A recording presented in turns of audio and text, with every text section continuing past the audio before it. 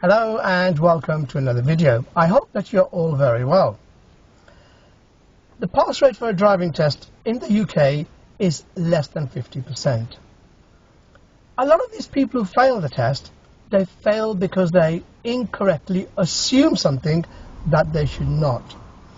So in today's video, I'm going to give you a list of 10 things that you must not assume on your driving test.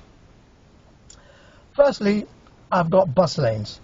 Do not assume that you cannot use a bus lane.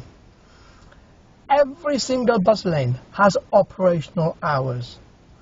Outside these hours, you're most welcome to use the bus lane. So I'm just going to go for a short drive. And I just happen to know that on the main road, there is a bus lane coming up. Now,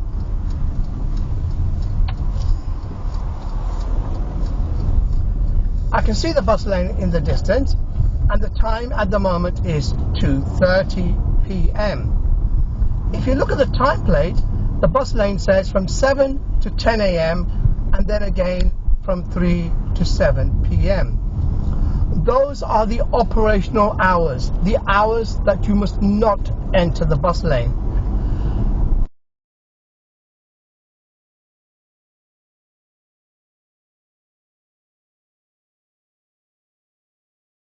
Outside these hours, you're welcome to enter the bus lane.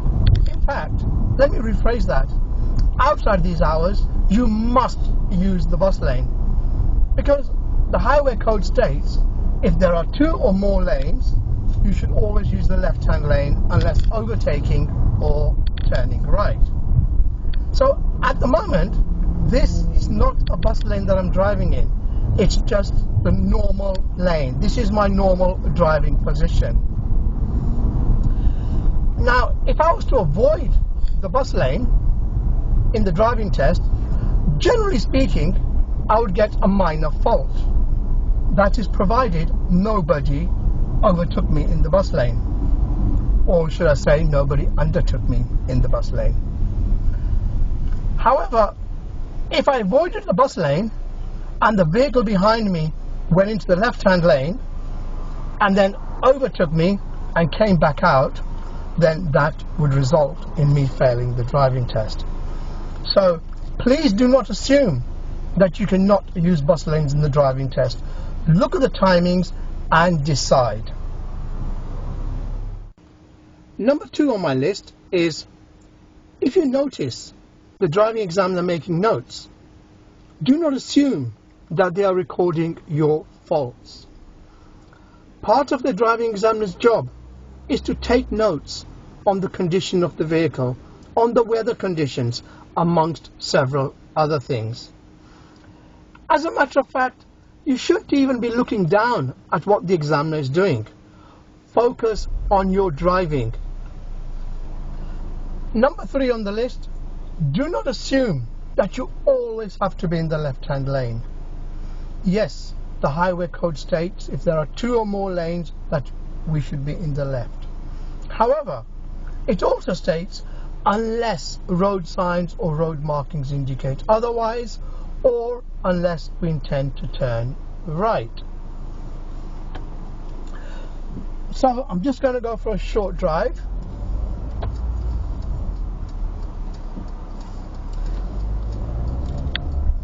Whenever we're approaching a junction, we should always use the MSM routine. So on approach to the traffic lights, we check our mirrors and then decide if a signal is necessary. So if we're going straight on, a signal would not be necessary. Then we've got our position. So when you think about the position, don't just assume that the position is to the left. By position, we need to look at the road ahead. We need to look at the road signs and the road markings. Now I'm going straight on here. I don't see any road signs, but I see a road marking on the floor saying this lane is left turn only. So I've made sure it's safe and I've got into the right-hand lane. Bear in mind, if it was not safe for me to move into the right-hand lane, then I'm stuck in the left-hand lane. I would simply turn left rather than trying to do something dangerous. You cannot fail a driving test for going the wrong direction. Let's move on to number 4. Do not assume that the examiner is your enemy. Do not assume that they want to fail you. As a matter of fact, the examiners want you to pass. There's less paperwork for them if you pass compared to if you were to fail. The examiner comes out of the waiting room with the intention of passing you. They have a clean sheet of paper with no mistakes on it. The examiner is not your friend, but he or she is also not your enemy. If you have any questions, you can talk to the examiner. Some examiners are very talkative. If you're very talkative yourself, great, have a conversation. However, if you prefer to focus on your driving and not do much talking, just let the examiner know and say, if you don't mind, I prefer not to talk. The examiners will respect your decision and they will allow you to focus on your driving. Number 5 on the list, do not assume that you will fail for going the wrong direction. During the independent driving section of the test, if you're following directions given by a sat-nav and you went the wrong way, the sat-nav will automatically guide you the correct way. If you're following directions given by road signs and road markings, if you went the wrong way, the examiner will guide you back to the correct direction. You will not fail the test for going the wrong way, whether it's during the independent driving section or during any other part of the driving test. You will not even get a minor fault, provided you continue to drive safely. Number 6 on the list, don't assume that the driving test is a punishment. It's not. You've paid for it. As a matter of fact, you've paid a lot of money for this driving test. So enjoy the process. If during the test you feel like pulling up on the left to have a sip of water, then do so. It's not a problem. Just let the examiner know. Just say, look, can I just pull up on the left, please? I need a sip of water. It's not a problem. If you feel comfortable having the radio on in the background or listening to music, once again, that is fine with the driving examiner.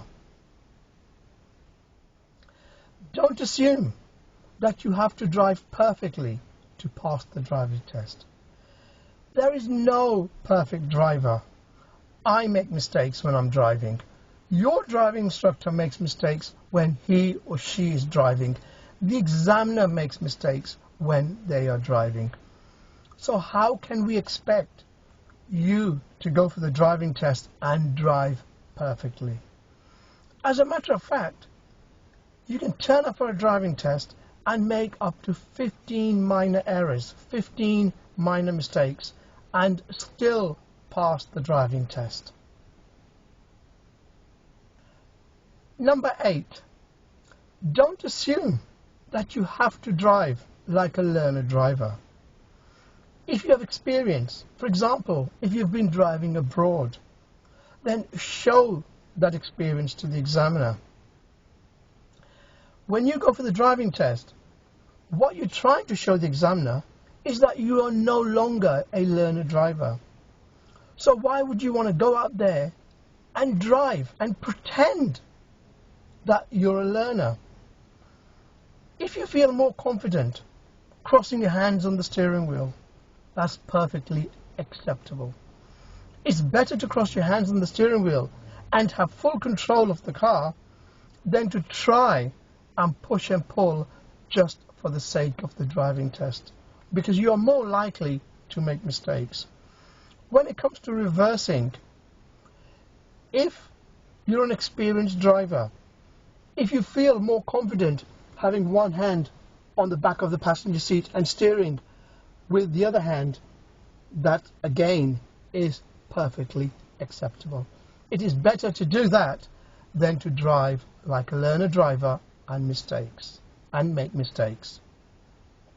So show your experience and don't assume that you have to drive like a learner driver.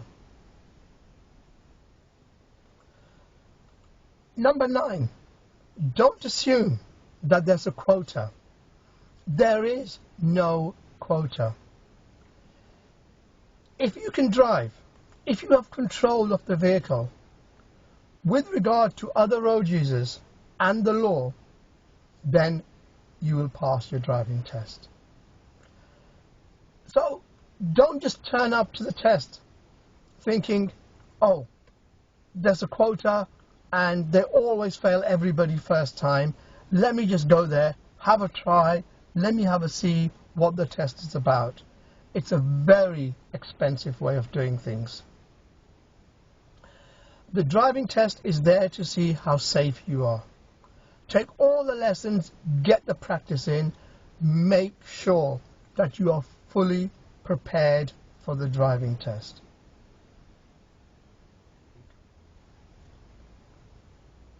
Finally, do not assume that just because you've made a mistake that you have failed the driving test. The only person that can decide whether a mistake is a fail or not is the driving examiner sitting next to you. Let's assume that you've made a mistake, that all your friends, YouTube instructors say that you failed for. For example, let's say you've hit the curb. Now, most people will say if you hit the curb in the driving test, you would fail. But who decides whether you hit the curb or it was just a touch? Correct. The examiner decides. And not just any examiner, only that one particular examiner sitting next to you. And that examiner will assess the situation on the environment there and then at that very time. You've got to remember one thing. As a learner driver, you don't even have a full driving license. So if you don't have a full driving license, please do not try and do the job of a judge and judge yourself whether a mistake is a fail or not. Do not do the job of the jury and find yourself guilty before the test is even finished. And do not execute. Do not be the executor and execute yourself and get a fail. Because if you assume that you failed, then you will more likely to make other mistakes. So continue on until right at the very end. Well, that's come to the end of the video. I really hope that you found this video beneficial. If you have, please give the thumbs up and do share with your friends. Thank you for watching. Bye-bye.